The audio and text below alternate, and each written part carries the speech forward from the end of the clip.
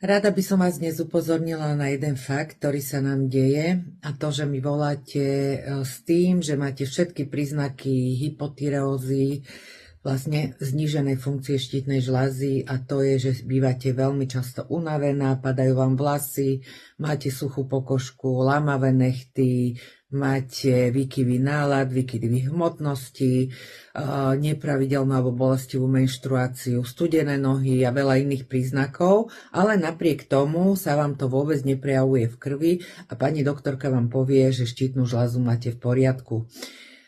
Tu sa môže jednať o tzv. Skrytý hlad, kedy už v tele nie je dostatok jodu.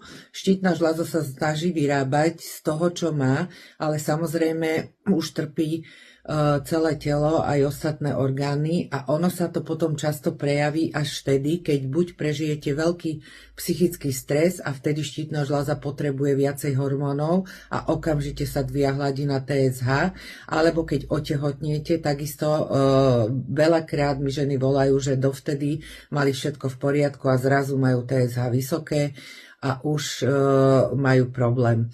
Takže ja vám doporučujem, buď si dajte spraviť testy z 24-hodinového moču, kde sa ukáže, či máte hladiny jodu v poriadku, alebo keď nemáte na to nervy, čo je u nás samozrejme sem tam problém si to dať urobiť, tak sa rovno zásobte jodom a uvidíte, že tie zmeny nastanú k lepšiemu. Takže majte ešte krásnu nedeľu. Ahojte.